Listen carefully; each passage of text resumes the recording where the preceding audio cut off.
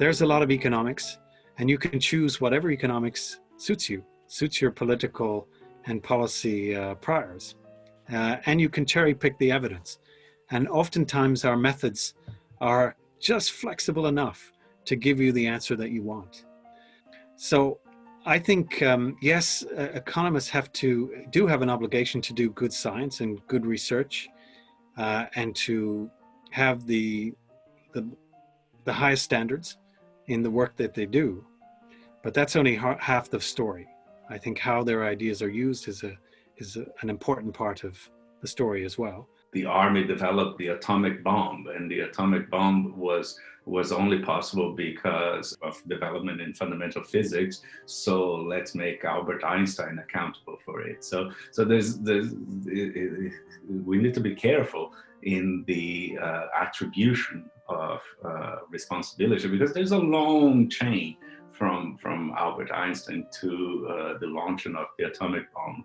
A lot of responsibility needs to be taken along that chain. People who get into positions of policy as presidents and governors should try to get some understanding of how economists work.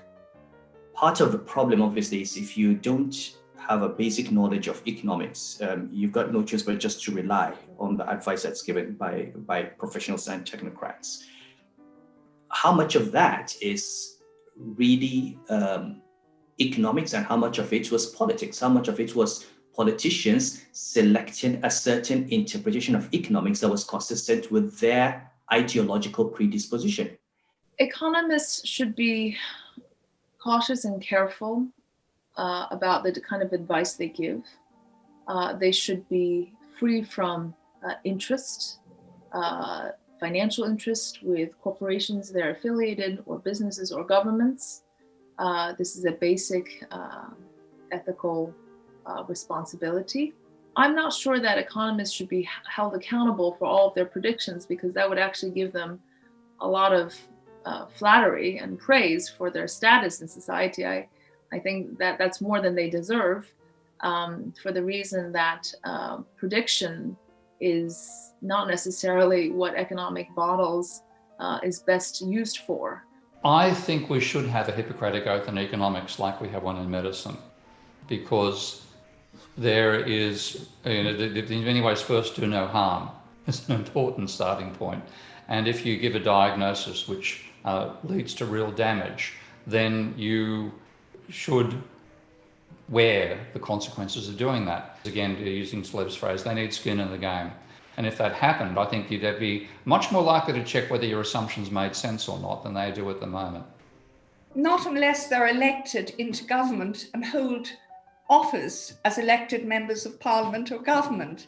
Governments can take advice from anybody they like. They can take it from think tanks such as yours or mine. They can take it from economists. They can take it for anybody. But in the end, as Mrs. Thatcher once said, advisors advise and governments decide.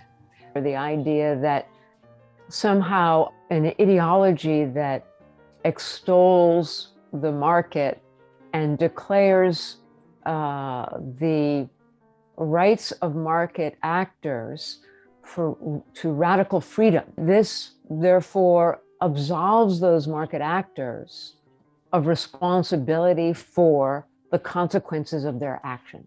That just doesn't make any sense. If producers were responsible for their products and economists were responsible for their ideas, that becomes an endogenous institutional mechanism, a mechanism of self-reproduction that is inherently a safeguard, that is inherently imposing guardrails on the practice of our disciplines.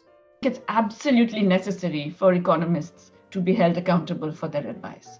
And I think it's a real tragedy that many economists get away with murder in that sense. And sometimes it's actual murder when you have stabilization and adjustment policies that cut down on health systems, that cut down on people's ability to access their basic needs like food and so on.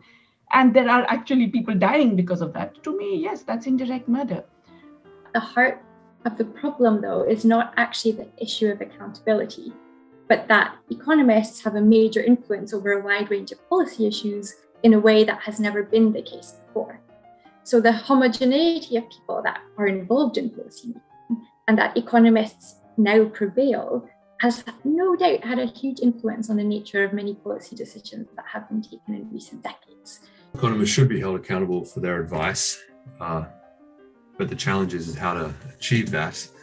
So perhaps one thing that we can achieve in holding economists accountable is let's hold them accountable to working in multidisciplinary teams. So to make sure that if an economist is trying to providing guidance or analytics in a certain area, let's make sure that they are engaged with and accountable to working with all the stakeholders that are relevant to that piece of work.